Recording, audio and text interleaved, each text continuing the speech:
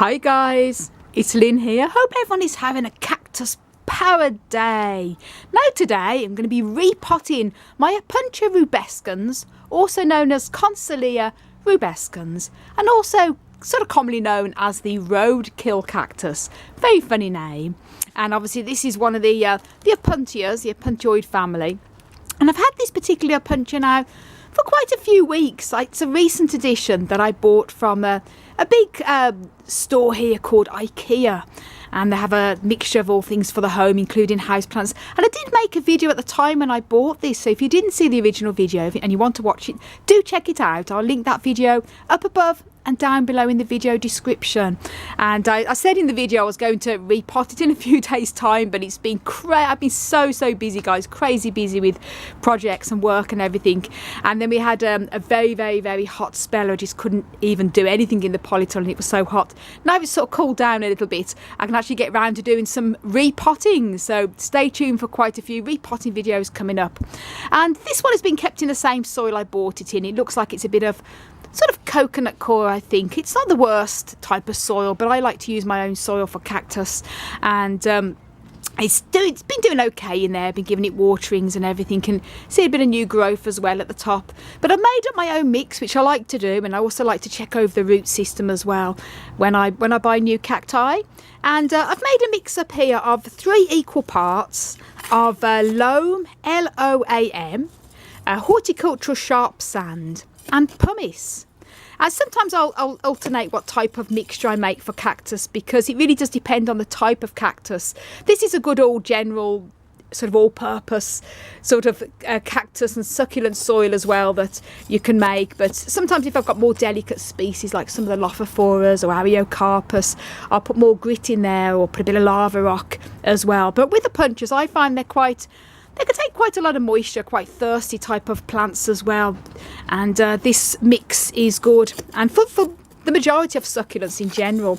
And if you want to know how to make your own cactus and succulent soil, then check out a video I've made on how to make cactus and succulent soil in 3 easy steps. Links up above and down below in the video description. And I think this is the same mix I've used here, except instead of using grit, I've used pumice. Pumice is just another alternative to grit. You can also use perlite if you don't want to use grit as well, or pumice. So this is 3 equal parts of that, giving it all a good mix. And I've got the next size pot up here, and I've just put a little bit of soil at the bottom already. Obviously make sure you always use a clean pot as well. If you're reusing pots, which I always do, make sure you give them a good, sterilise them, a good wash as well. And a bit of soil at the bottom. Wrote the little label out: Consolea Rubescens, Opuntia Roadkill Cactus. And the Consoleas are these sort of flattened sort of pads, whereas the more commonly seen Opuntia has the more rounded sort of pads. We have quite a lot of Opuntias in our collection, so this has been a lovely new addition for us. And here we go then, let's get potting. I'm going to obviously check over the root system first to make sure there's no hidden pests. Now what I'm going to be doing is gently, now I just want to mention when it comes to handling cacti, if it's a very spiny cactus, then use even newspaper wrapped around your hands, or pieces of card, or even tongs, or anything to handle cactus. This one is not too bad, and it's really not spiny at all. It does have the little tiny glow kids that can come off into your fingers, but I'm sort of so used to handling cacti now that all over the years I really prefer, depending on the type of cactus it is, not to use gloves. But obviously I have to mention that if you're new to cactus and you're repotting, do be sensible and wrap your hands in either thick pieces of newspaper roll or pieces of card to handle it. But I've made a few videos over the years on how to repot cacti, so I'll link probably at the end of this video as well, and up above, to how to repot a cactus, where I show 2 different examples in that video in more detail. So here we go. Now what I like to do is always check over the root system. Now good news is it looks like it's got great roots, and then this is quite loose anyway, but because I'm putting in different soil than what it's in, this looks actually, it's not too bad. It's probably looks like it's more sort of peat and coconut core. It's not the worst type of mix, not the type of stuff I like to use with cacti, but there's nothing wrong when it comes to using cactus soil. It really does depend on what you like. A well draining soil is really the most important, that drains out fast and dries quick in between waterings. So the reason why I'm loosening these roots is because, as you can see, it's a different soil mix. This is more peaty than what I'm going to be using. So it doesn't matter if there's a bit of this soil left on, obviously. I don't like to disturb the roots too much, as you can see, pretty good. But I just want to loosen up the bottom of these roots here. So when I place it into the pot and put the new soil around it, it's going to acclimatise much better to the new soil. But it's very loose. And it looks like it's more coconut coir, so that's good. And I know a lot of you like to use a bit of coconut coir with your cactus soil, which is absolutely great. It's not something I'm that familiar with using, and I tend to stick with the old methods. But as I say, as long as it's well draining and works for you, that's great. Here we go. I don't want to damage too much to the roots. And when I repot cacti, and I mention this in all my videos, that I always like to leave them a week or two before I start watering again, because as you can see there, I'm very careful with the roots, loosening them up. But it's impossible really to do this, loosen up the roots, without doing some disturbance to the roots. And when you pot up and you go ahead and water, it can sometimes cause any roots that have come away or got damaged to rot. It's the last thing you want. So just to be on the safe side, leave your cactus dry just for a week or two, maybe 10 days before you start to water again. And always best to repot cacti in the spring, summer or the early fall, because when they're actively growing, I know many growers that like to repot in the dead of winter, and they keep the soil completely dry until the following spring, and it works really well for them. A lot of growers find it's easy to catch up with repotting jobs in the winter when the plants are otherwise not doing much else. So it really does, again, depend on what works for you. But myself, my own experience, I always like to repot spring, summer or very early fall. And I think that's enough. Give it a bit of a shaky shake. That's it, loosened up the roots there. And now probably need to put a bit more soil in there, because I want to bring it up probably to about here.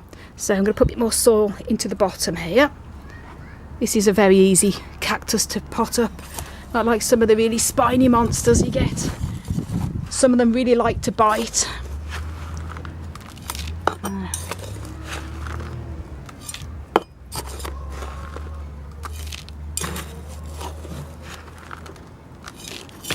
That's good.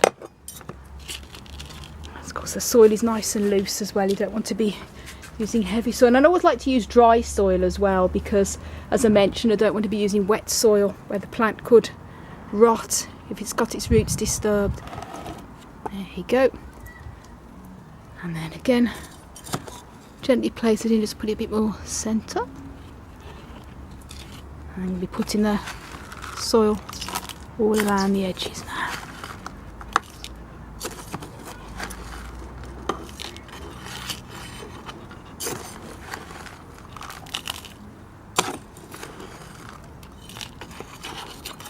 Make sure you get it all around the sides, and you're going to make sure that all of the cactus gets all the roots covered. Turn it round again.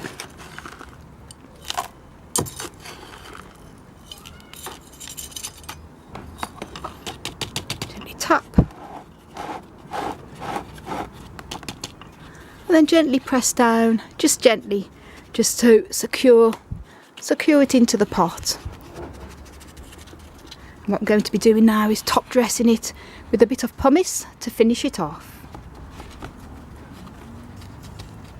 And a bit of pumice, let's top dress it.